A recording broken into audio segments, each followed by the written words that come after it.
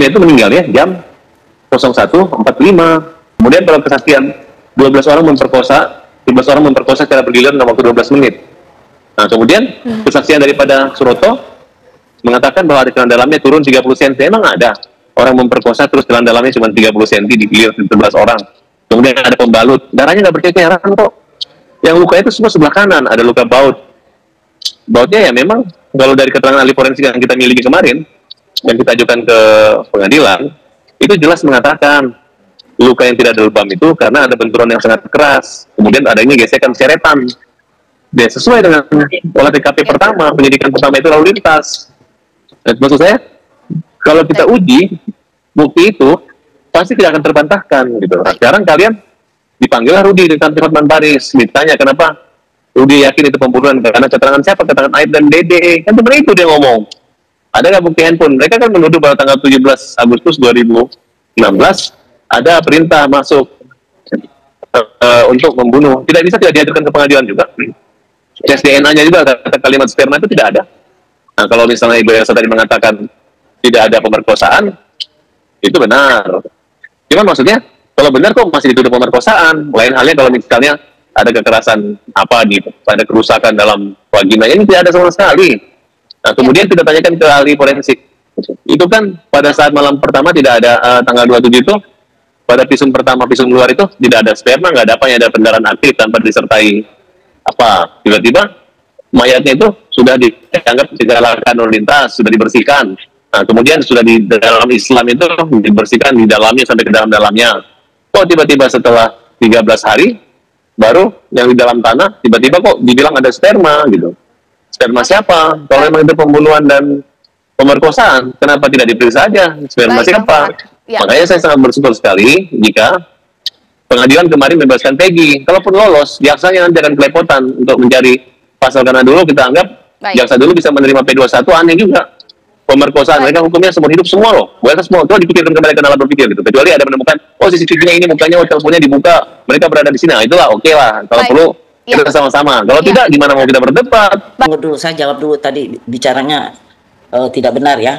Di sini ada dua dokter, dokter visum luar karena dianggap diberitahu bahwa itu kecelakaan. Jadi dokter Rahma sama dokter Ida itu adalah dokter yang melakukan visum luar. Sedangkan dokter Adri Nur Rahmat adalah dokter forensik. Itu berbeda, dia punya license sendiri ya.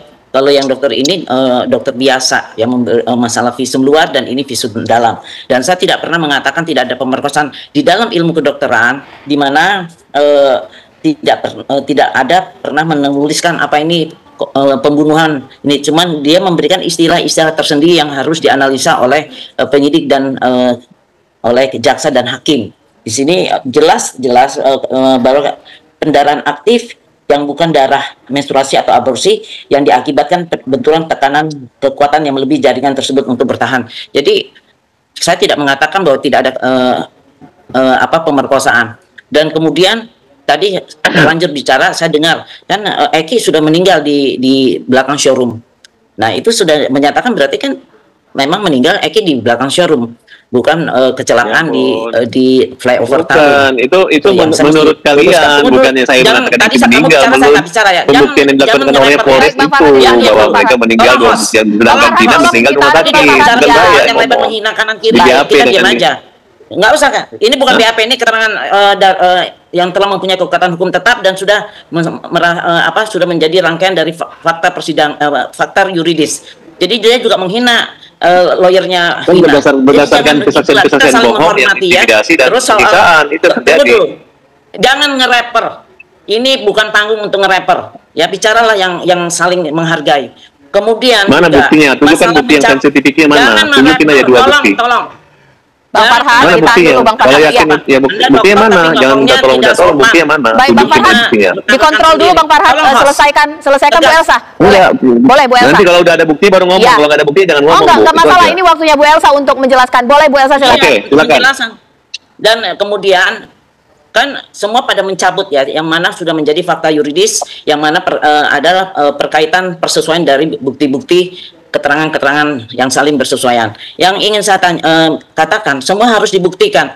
Dia mencabut, Dede mencabut, Liga Akbar mencabut, dan semuanya misalnya apapun mencabut karena diarahkan, disuruh, diintimidasi misalnya oleh klien kami. Itu harus dibuktikan, dan dibuktikan ini karena ini sudah putusan yang mempunyai kekuatan hukum tetap, harus dibuktikan dalam persidangan dan kemudian mempunyai kekuatan hukum tetap yang menyatakan memang benar klien saya itu melakukan sesuatu pengarahan sehingga dia berbicara tidak benar. Nah, itu yang dibuktikan. Ini bukan semua orang bisa cabut-cabut, emangnya semudah itu.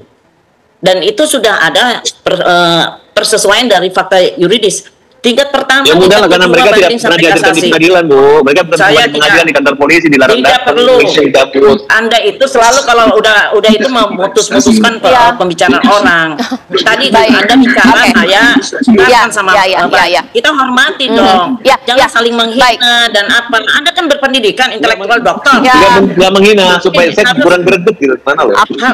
Kita punya keilmuan masing-masing, kita harus hormati. Jadi saya bilang, jika mencabut ataupun apa artinya, lakukan itu harus dibuktikan. Dibuktikannya dengan keputusan yang mempunyai kekuatan hukum tetap. Memang benar klien saya, misalnya seperti mengarahkan atau menyuruh. Nah, itu kan nggak pernah dibuktikan, asal ngomong doang. Iya kan? Nggak pernah dibuktikan. Karena itu bukan pembuktian kepada mereka, bukan kepada saya. Dan jaksa jelas telah menolak semua novum-novum itu. Ini kan hukum acara di PK itu pembuktiannya dibebankan pada pemohon, dan kita sudah diwakilkan oleh jaksa ya. Jaksa sudah dengan baik memberikan penolakan itu, dan karena itu di depan umum, di mana seolah-olah klien kami ini mengarahkan dan membuat suatu rekayasa.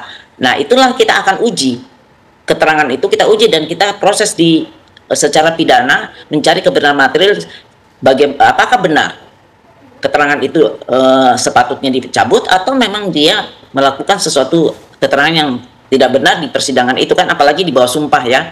Dan kemudian itu ya, saya juga membantu rekan saya yang kuasa hukum dari Vina, itu juga sesuatu yang buruk karena ada membuat satu framing di mana ada keterangan bahwa sperma itu ada karena ada perbuatan antara almarhum Eki dengan almarhum Vina. Ini kan anak umur di bawah umur 16 tahun. Jadi silakan mengajukan novum, tetapi dengan cara-cara yang benar.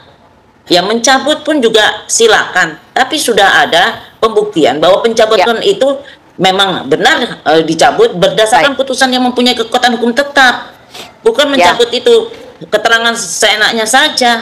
Itu namanya juga tak bertulang itu. Kalau secara hukum harus dicabut secara hukum. Ya, itu harus ada putusan infra yang membuktikan bahwa dia mencabut karena memang disuruh klien kami. Itu baru benar, bukan yang cabut-cabut asal ngomong lidah tak bertulang gitu loh.